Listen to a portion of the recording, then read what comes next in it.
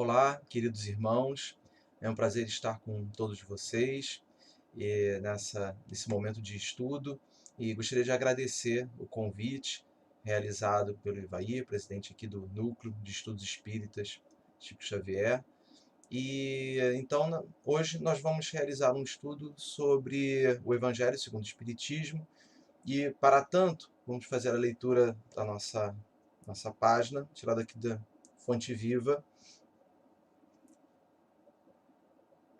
Busquemos o melhor.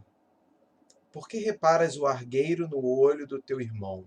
Jesus, Mateus capítulo 7, versículo 3. A pergunta do mestre ainda agora é clara e oportuna. Muitas vezes, o homem que traz o argueiro num dos olhos traz igualmente consigo os pés sangrando. Depois de laboriosa jornada na virtude, ele revela as mãos calejadas no trabalho e tem o coração ferido por 1000 golpes de ignorância e da inexperiência. É imprescindível habituar a visão na procura do melhor, a fim de que não sejamos ludibriados pela malícia que nos é própria. Comumente, pelo veso de buscar bagatelas, perdemos o ensejo das grandes realizações. Colaboradores valiosos e respeitáveis são relegados à margem por nossa irreflexão, em muitas circunstâncias simplesmente porque são portadores de leves defeitos ou de sombras insignificantes do pretérito, que o movimento em serviço poderia sanar ou dissipar. Pequenos nódulos na madeira não impedem a obra do artífice e certos trechos empedrados no campo não conseguem frustrar o esforço do lavrador na produção da semente nobre. Aproveitemos o irmão de boa vontade na plantação do bem, olvidando as nugas que lhe cercam a vida. Que seria de nós se Jesus não nos desculpasse os erros e as defecções de cada dia? E se esperamos alcançar a nossa melhoria, contando com a benemerência do Senhor, por que negar ao próximo a confiança no futuro? Consagremo-nos à tarefa que o Senhor nos reservou na edificação do bem e da luz, e estejamos convictos de que, assim agindo, o argueiro que incomoda o olho do vizinho, tanto quanto a trave que nos obscurece o olhar, se desfarão espontaneamente, restituindo-nos a felicidade e o equilíbrio por meio da incessante renovação. Então, irmãos, vamos elevar os nossos pensamentos para Jesus, nosso Senhor, nosso Mestre, pedindo então para que tenhamos uma ótima oportunidade de estudos, para que possamos aproveitar ao máximo os ensinamentos da espiritualidade amiga, as palavras do Mestre, e que possamos sair desse estudo ainda melhores, e que possamos levá-los para a nossa vida, nosso dia a dia, nossa família, para que então possamos seguir no nosso progresso, hoje e sempre, graças a Deus. Bom, irmãos, então, o tema de estudo de hoje se refere ao capítulo 14 do Evangelho segundo o Espiritismo, Honrai pai e mãe. Na verdade, as questões 8 e 9, que fala da parentela corporal e espiritual. Então, aqui a gente vai estar trabalhando a questão referente à família. Família, instituição essa de suma relevância para o nosso progresso espiritual. Mas, primeiramente, vamos tentar definir, então, o que é a família? Por que a família? Tá? Por que a família é algo tão importante? Assim, a família, hoje, ela é considerada uma instituição. E podemos afirmar, junto com os historiadores, que a família foi o primeiro grande agrupamento. A partir do momento em que o indivíduo encarnado passa a se reconhecer como tal, ele nasce enquanto sujeito com o outro. Né? O sujeito, ele nasce a partir do momento que ele percebe que ele é um ser sociável, ele é um ser relacional, certo? Então, a formação da família, ela vai se dar em dois sentidos. Por a questão da procriação, então existe um ânimos genético, biológico, né, que pela sexualidade leva, né, o ser humano aos seus pares, tá, para que haja procriação, mas também a busca por segurança. Então, a partir do momento que o indivíduo se vê diante das intempéries, ele vai, para se manter seguro, vai se reunindo para formar grupos, e aí, com isso, na troca, vai começar a conviver com os seus iguais. No entanto, tudo isso faz parte de um plano muito maior, um plano da espiritualidade, para que possamos efetivamente começar a aprender, enquanto espíritos imperfeitos, a viver em sociedade segundo as leis de Deus. Porque, olha só, Deus ele é tão incrível, porque qual é a grande lei de Deus? Amar o próximo. E aí, então, como nós podemos aprender a amar o próximo? Através de pequenos quinhões. Então, se o plano é que nós venhamos a amar a todos igualmente, e diante da nossa imperfeição isso é tão difícil, então a constituição da família faz com que a gente aprenda a realizar essa tarefa aos poucos. Então, a criação da família é algo genial, como não poderia deixar de ser, porque é como se fosse um treinamento. Então, nós aprendemos a amar aqueles que estão em nossa família, para que assim a gente vá aprendendo a se relacionar com os demais membros do meu grupo, da sociedade em que eu me encontro. E aí, então, começar a amar aqueles que não estão no grupo em que eu me encontro, e aí, então, eu começar a amar o estranho, o diferente, e aí, então, toda a humanidade, e aí, então, toda a comunidade da espiritualidade. Então, a constituição da família, certo? Ela é de suma importância em razão de todas as responsabilidades que nela está inerente. Então, como que vai se configurar essa família? Quando nós falamos em família, nós temos tanto um aspecto espiritual como carnal, como biológico. Então, existem essas duas espécies. Então, quando nós falamos em família no plano material, certo? Essa família ela pode ser constituída de uma maneira através das afinidades. Então, nós, enquanto espíritos, nós nos ligamos pelo estágio vibracional de cada um, pelas afinidades. Mas também as famílias podem ser constituídas em razão de fatos anteriores, fatos passados, né, em que a constituição da família vai se tornar, inclusive, uma certa provação. Então, a família, e aí veja só, é importante que isso seja dito, não existem regras absolutas, né, dentro dessa lógica universal de Deus. Então pode acontecer que a família seja constituída em razão de ligações passadas, ligações essas que farão com que a gente se encontre por afinidade. Então nós conhecemos famílias que se dão super bem. É claro que as desavenças, os atritos são normais, mas existem famílias que conseguem, são bem, como se diz, são bem azeitadinhas, né? E aí eles têm um gosto semelhante, né? Então eles estão juntos ali para outras finalidades. Tá? Então, quando nós encarnamos com iguais, é porque então nós estamos aqui para nos unirmos em pró da evolução, para o desenvolvimento de outras tarefas no plano material. Mas também é possível que a família seja formada também em razão de fatos passados, mas para resgatar débitos. Então, em outras encarnações, nós tivemos problemas, tivemos rusgas, certo? E a melhor maneira da gente lidar, porque se eu tenho um desafeto, num primeiro momento, para evitar conflito, a tendência é se afastar. Né? Então vamos nos afastar. Então Deus é tão bom que, se às vezes depender de mim, enquanto ser imperfeito, eu não vou resolver aquela pendência nunca. Então vamos colocar todos na mesma família, eles vão ser obrigados a conviver e vão ter que tentar resolver os seus problemas. Através, né, do desenvolvimento de uma das primeiras grandes qualidades ensinadas por Jesus, que é o perdão. Então, ao longo da existência, né, aquele atrito, aquela inimosidade fará com que, como alguns dizem, o santo não venha a bater. Então é comum entre pais, filhos, netos, existem inúmeras desavenças, e muitas das vezes em troca do nada, e por qualquer coisa. Né? E aí então, pô, esse garoto, poxa, me deixa maluco, né? Eu não sei mais o que eu faço com esse menino, e tal. E aí são sempre conflitos.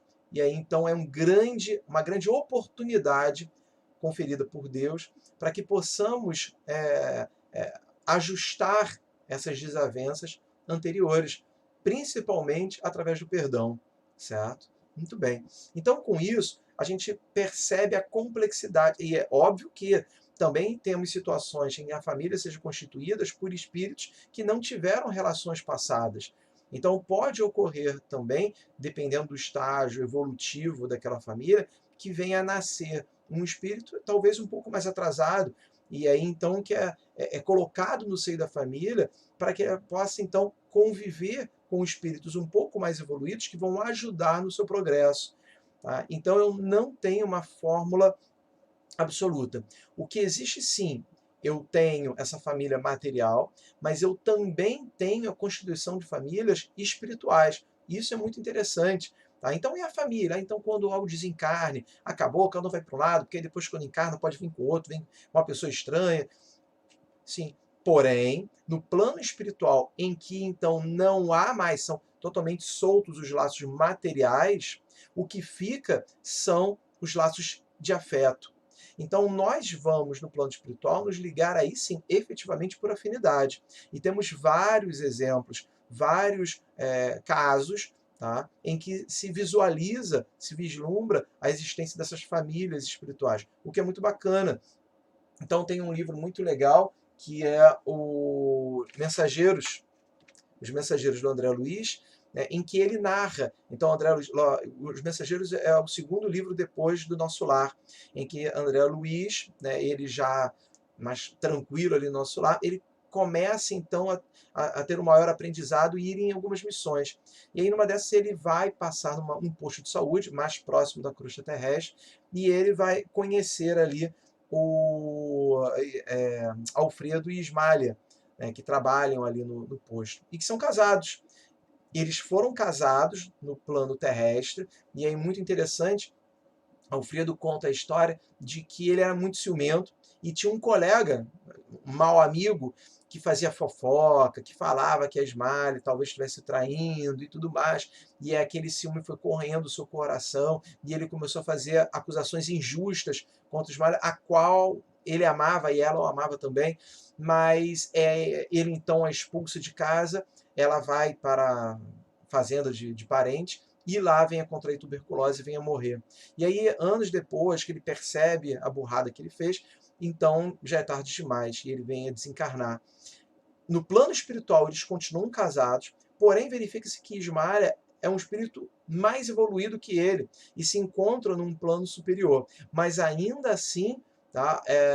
E aí Deus é muito bom. Geralmente, uma vez por mês, ela tem autorização para descer ao plano que ele se encontra e se encontrar, né, junto com amigos, a ter uma convivência, até que ele possa, então, perceber e resgatar aquelas imperfeições dele, de dúvidas e de ciúmes, e possa, então, se encontrar no plano em que ela se encontra.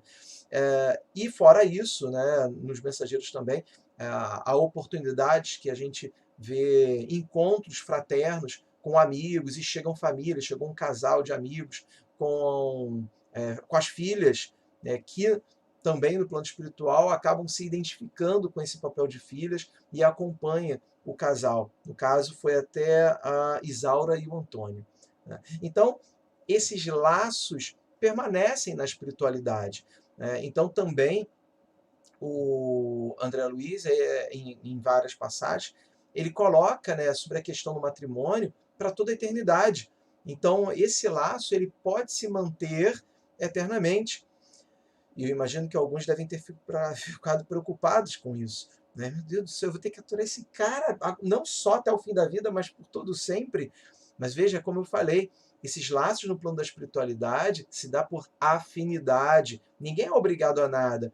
No entanto, quando encontramos um parceiro, uma parceira que nos compreende, que nos completa, né, que vai estar junto para as labutas, para os trabalhos, né, não só do plano material, mas também do plano espiritual, então é natural que haja essa união e ela vai se desenvolvendo naturalmente. Tá? Então, e aqui quando a gente está falando de famílias, e aí assim que há o desencarne, geralmente se mantém, né, a forma física, o gênero.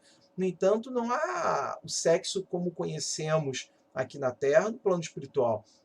Então, um espírito que encarna como homem pode se encarnar depois como mulher e vice-versa. Então, hoje, mais do que nunca, é importante que tenhamos essa compreensão de família, né? Ou seja, enquanto reunião de espíritos afins, em que brota o amor em nome do progresso, independente, né, do gênero, da sexualidade. Então, nós vemos, né, famílias constituídas pela avó, com o tio, o primo, né, uniões homossexuais que adotam uma criança.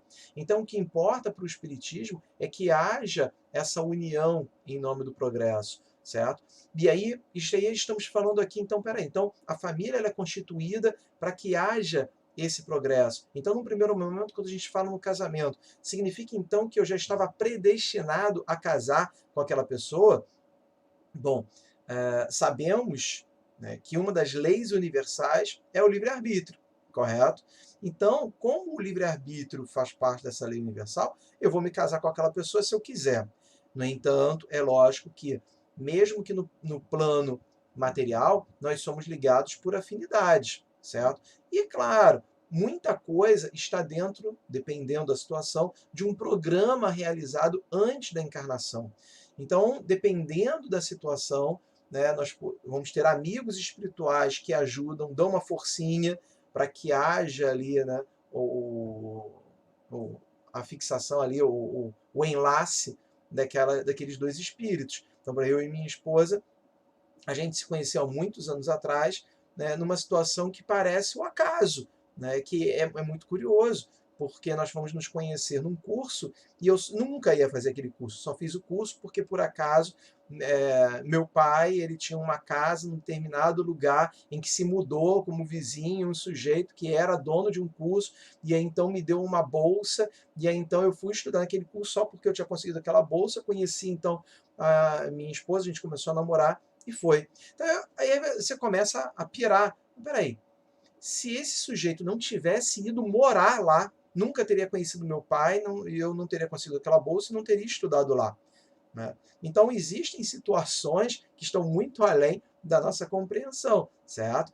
Porém, tudo depende do nosso livre-arbítrio. Né? Então, existem situações em que a pessoa, né, às vezes, fica encantada apenas pela forma física, fica encantada por questões meramente materiais, e às vezes se vincula, tá, a uma outra pessoa, mas acabam tendo uma relação equivocada, e aí surgem relações abusivas. Então, se a família, né, é, na verdade, uma aprovação, é um momento de treino, é um momento em que eu devo aproveitar para progredir, mesmo que o meu cônjuge, né, seja agressivo ou abusivo, eu devo então sempre perdoá-lo.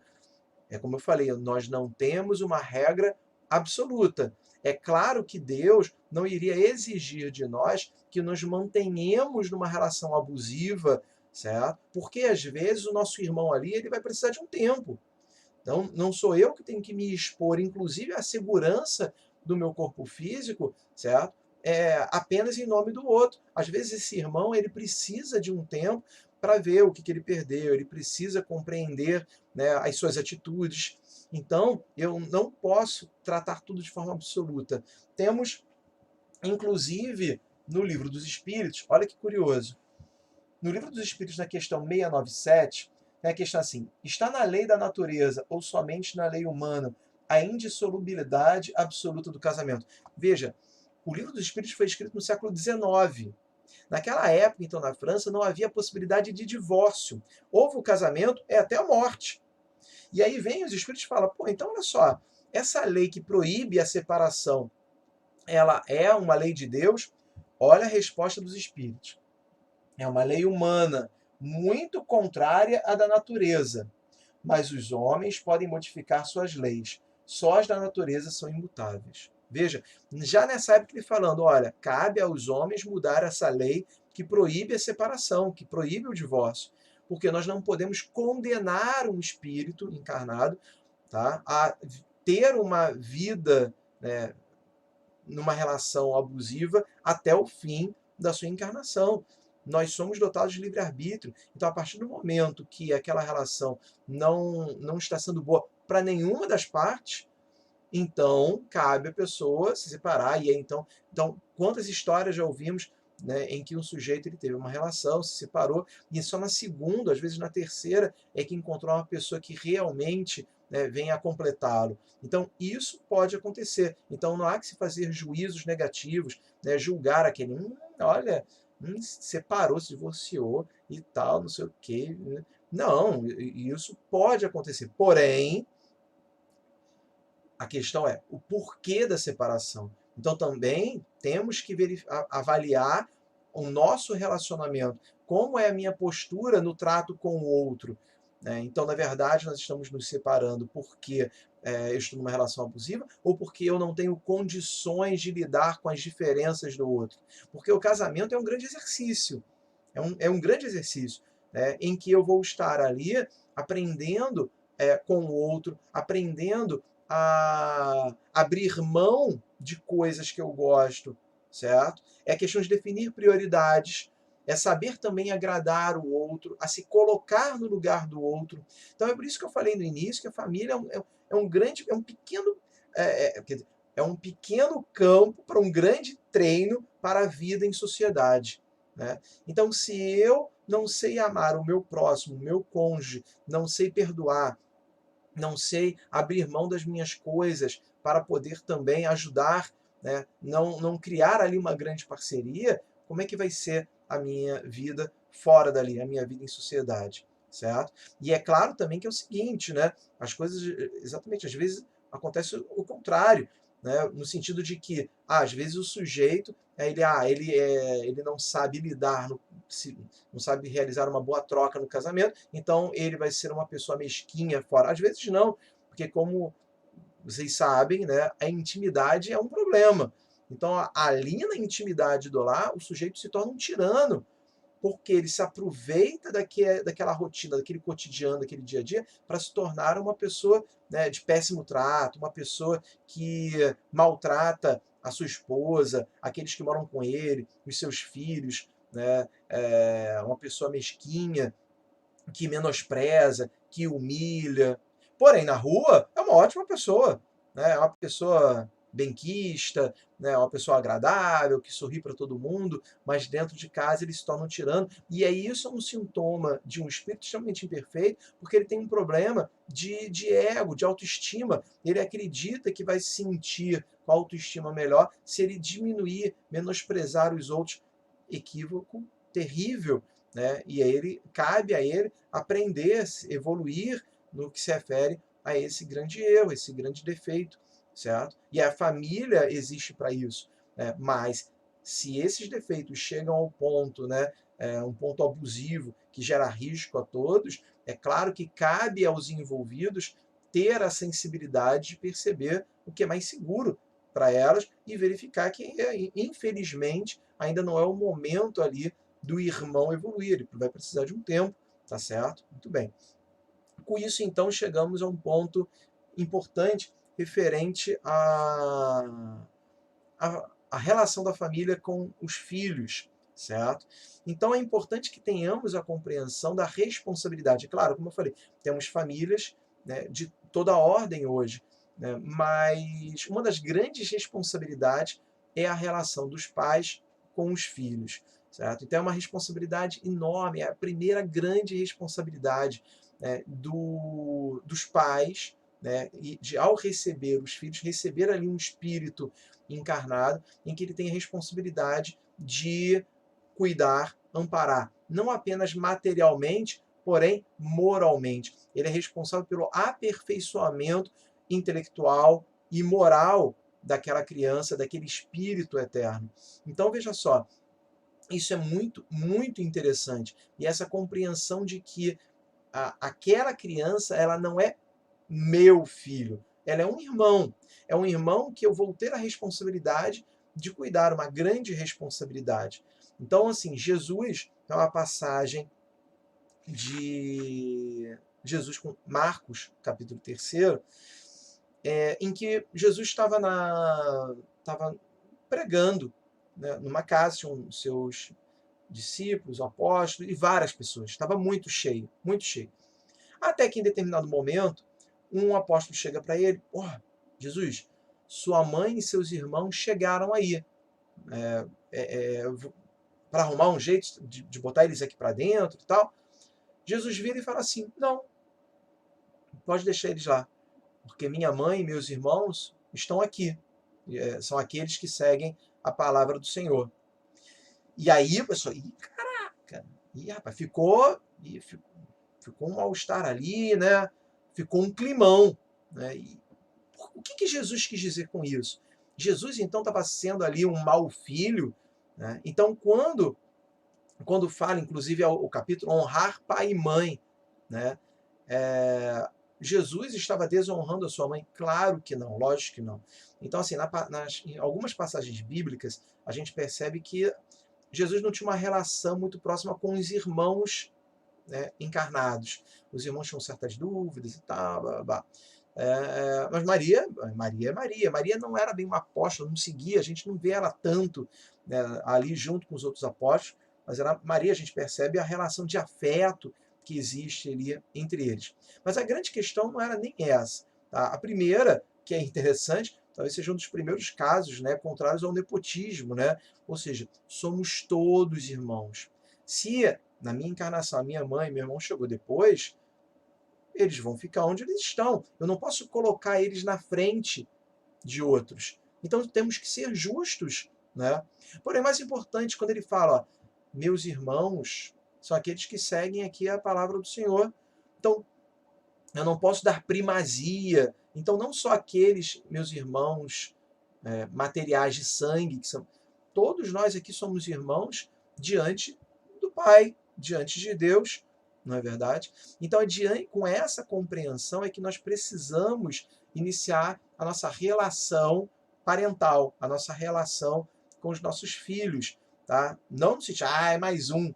Não, não é isso, porque existe uma grande responsabilidade. Mas muitos pais têm uma relação possessiva, né, de que, meu filhinho e tal, e criar sempre dentro de uma redoma, querendo proteger, querendo mimar, querendo realizar todos os gostos, esquecendo que, na verdade, eu só estou ajudando ali, estou treinando ele para viver o quê? Fora, para viver em sociedade. Ele não é meu. Então, quando ele começa a namorar, quando ele vai casar, rapaz, a mãe, não gostei muito dessa menina, não. E aí vem, então, a avó, vai nos abandonar e tal, os filhinhos estão crescendo. É claro que existem laços, existem memórias que são muito bacanas, mas é fundamental que a gente tenha essa compreensão. Nós treinamos, nós criamos os nossos filhos para a vida, certo? E aí, então, nesse ponto, é importante que a gente tenha a compreensão, dessa responsabilidade e como a gente vê nos dias de hoje, tá, uma certa relação equivocada entre pais e filhos, relações permissivas, né? Então, eu tenho 2 filhos e eu já vi várias situações, né, das crianças com uma liberdade excessiva, né, uma liberdade que não encontra nenhum tipo de limite. E esse limite imposto pelos pais é fundamental, não só fundamental, como faz parte do papel que é atribuído aos pais. Então nós temos aqui, tem uma obra que é muito, muito bacana, que é O Consolador, tá? Que é escrito por Emmanuel, tá? E psicografado pelo Chico. Então aqui, e aí ele faz o seguinte, é muito legal esse livro, porque o Chico, ele lá em Pedro Leopoldo, ele recebia muitas questões. A família chegavam, né, com dúvidas, com dúvidas. Tá? E aí Emmanuel teve uma ideia e falou, poxa, vamos fazer uma obra no estilo do Livro dos Espíritos. Vamos pegar essas questões aí e vamos organizar e fazer vamos distribuir, né, trabalhar essas perguntas e a gente vai trabalhando as respostas. E ele fez uma coisa muito bacana, tá? Porque ele distribuiu as questões basicamente em 3 capítulos, capítulos esses que representam o tripé, né, do Espiritismo, que é o Espiritismo enquanto religião, ciência e filosofia.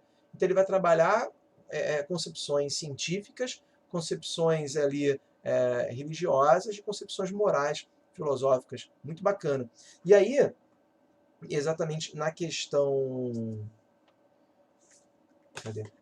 Antes de falar da questão do filho, a gente estava falando sobre matrimônio, ele bota assim, ó, o matrimônio, muito frequentemente na Terra, constitui uma prova difícil, mas redentora, né? Então sabemos que o casamento às vezes é difícil porque exige de nós o diálogo, né? E a gente vai tentando. Mas aí na questão 189, fala, ó, deve fazer a mãe terrestre para o que deve, né, fazer a mãe terrestre para cumprir evangelicamente seus deveres. Ele faz uma espécie de um roteirinho, né, de vários alertas. Olha, desde os primeiros anos deve ensinar a criança a fugir do abismo da liberdade, controlando-lhe as atitudes e consertando-lhe as posições mentais. Olha, esses são os limites. Nos deve sentir os filhos de outras mães como se fossem seus próprios, sem guardar de modo algum a falsa compreensão que os seus são melhores. Olha, quantas vezes, não é? Quantas vezes? Ah, filhinho, meu filho é o mais bonito, você é o mais lindo, é o príncipe da mamãe, do papai, né? Ah, melhor do futebol, nossa, e o quê? E tira as melhores notas, é muito dedicado e tal. E aí a gente edifica ali o menino, fazendo com que ele acredite ser o melhor. Gente, é fundamental que a gente trabalhe a autoestima de nossas crianças, né, premiando, né, tudo que ele faz de bom, mas também reprimindo o que ele faz de ruim, né, e colocando ele a consciência que somos todos iguais, somos todos iguais. O que nós sempre devemos prezar é pelo esforço no sentido do progresso. Ou seja, a gente sempre tem que aprender, tá, sobre a necessidade de nos esforçarmos, tá, a evoluir intelectualmente e moralmente, mas para o nosso próprio bem, para o nosso próprio progresso, e não para sermos melhores que os outros. Tá? Então, é isso, somos todos iguais. 3. Ensinará a tolerância mais pura. Então, reconhecendo a heterogeneidade das tendências e a diversidade dos temperamentos.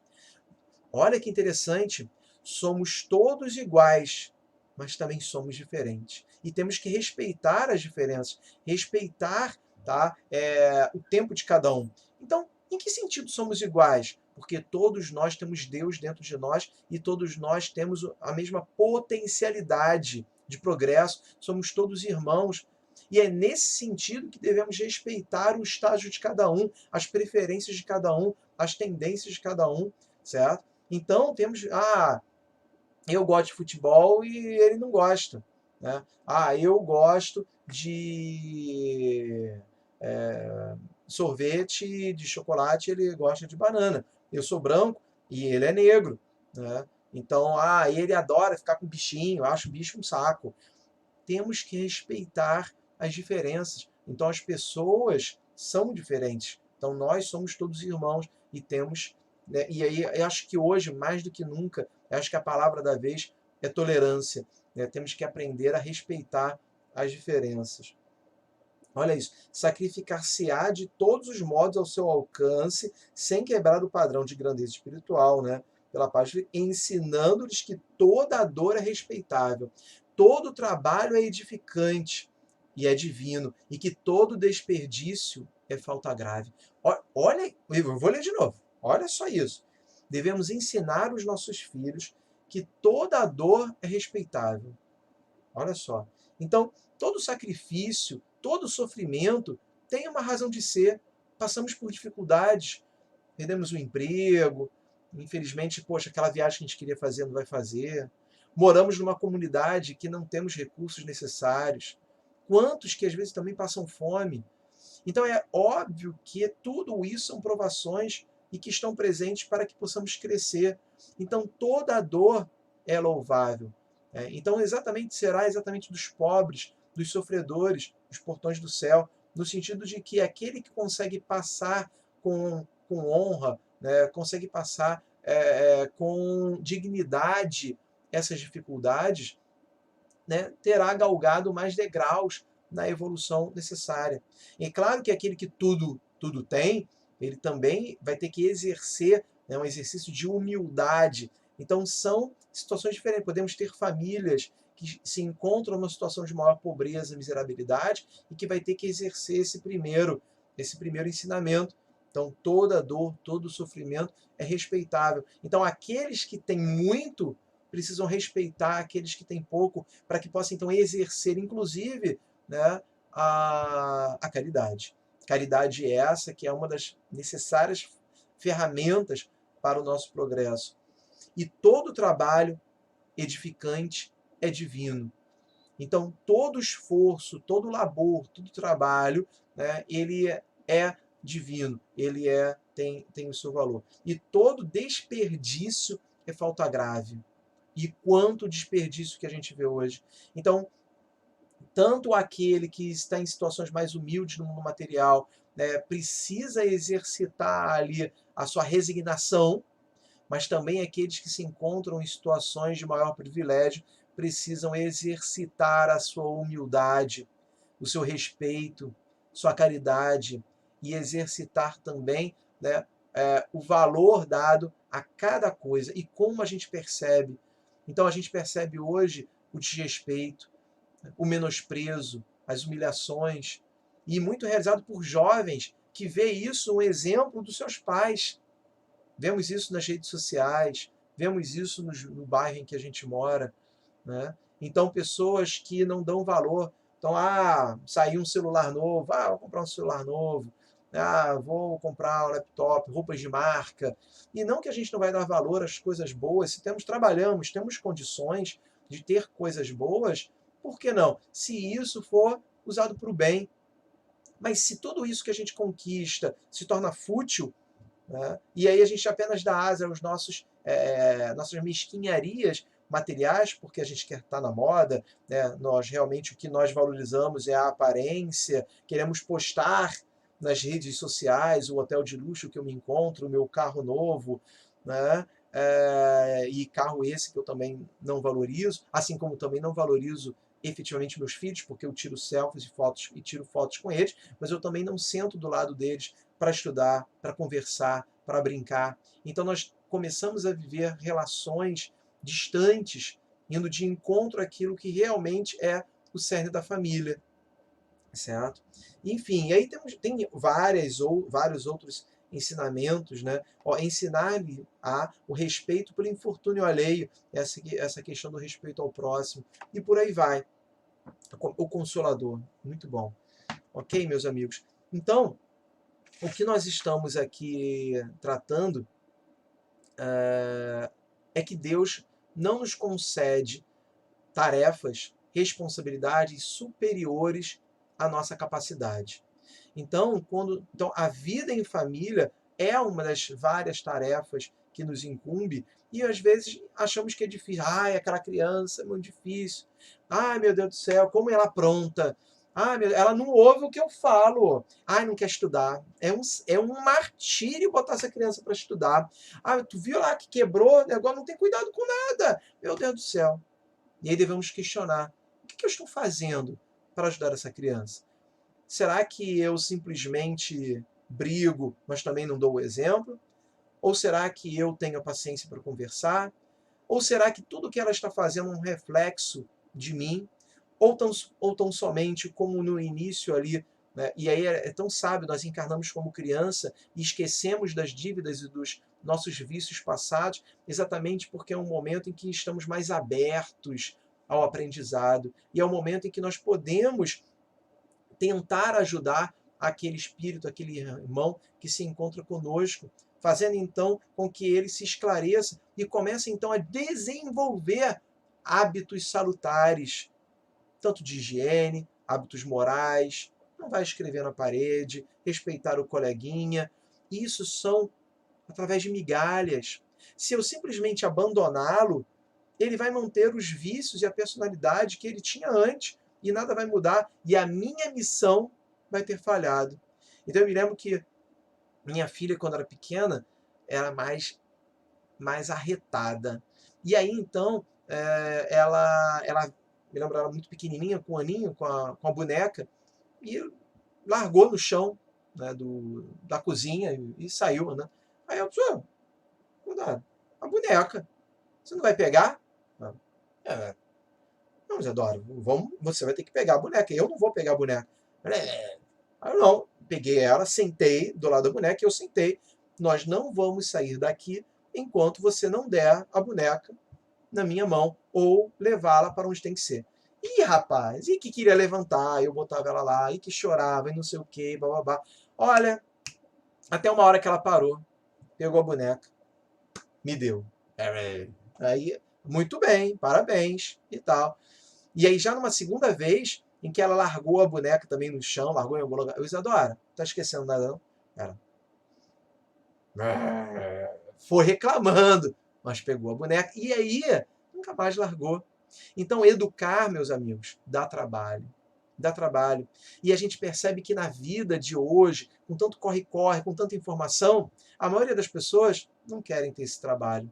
Então, meus amigos, vamos aprender a tolerar o outro, a respeitar aqueles que estão na nossa família, né?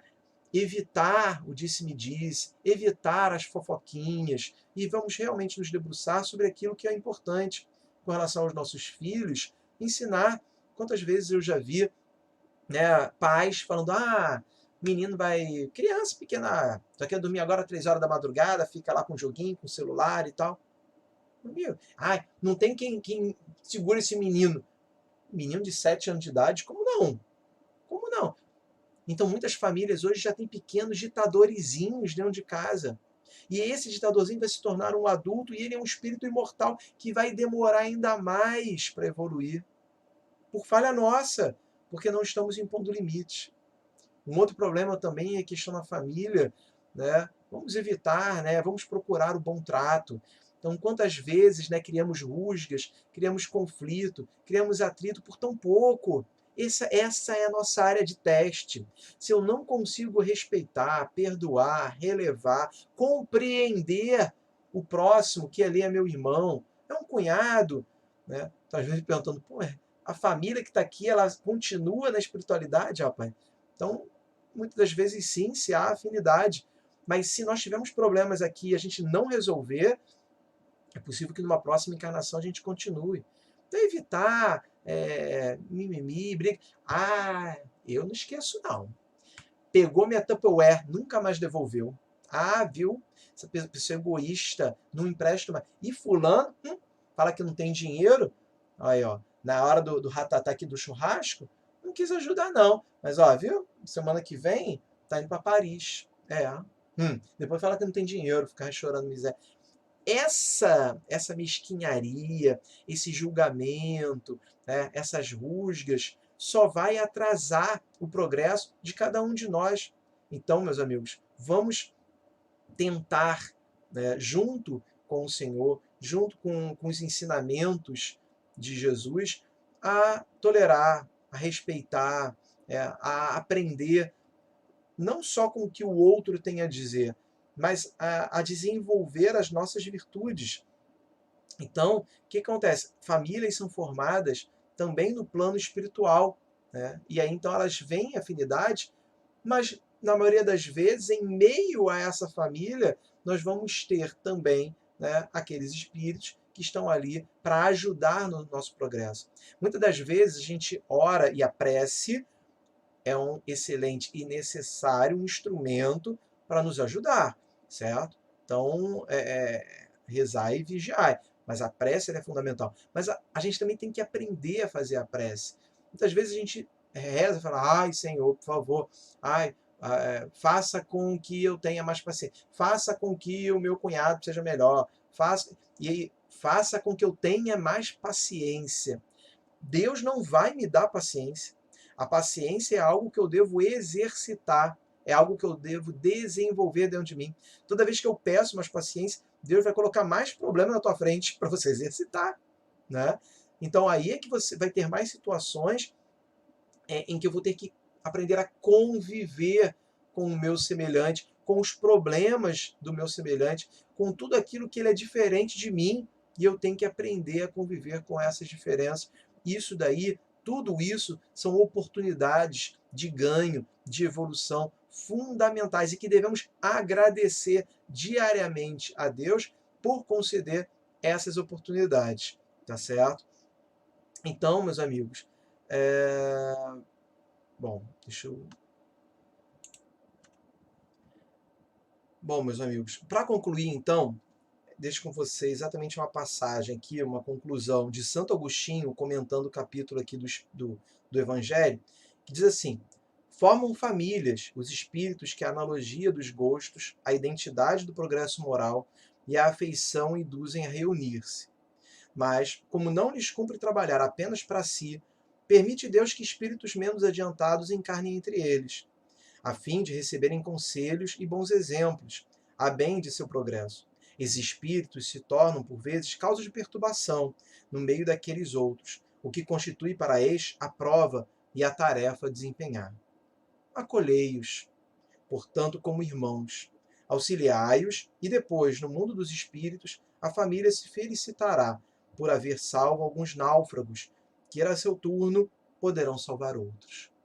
Meus amigos, foi um prazer enorme estar com os senhores. Mais uma vez, quero agradecer o convite realizado pelo meu caro Ivair, presidente do Núcleo de Estudos Espíritas Chico Xavier, e espero que possamos, então, retornar aos nossos lares, às nossas famílias, mais conscientes, mais tolerantes, mais pacientes, certo? Então, meus irmãos, vamos elevar os nossos pensamentos a Jesus, nosso Mestre, pedindo a Deus, então, que possamos tentar ser um pouco melhores, possamos, então, ser mais pacientes, no sentido de nos ajudar, nos amparar nessa tarefa diária, que possamos ter mais consciência de nossas responsabilidades e nos dê força, Senhor, para que possamos cumpri-las. Hoje e sempre, graças a Deus. Então, meus amigos, muito obrigado e um grande abraço.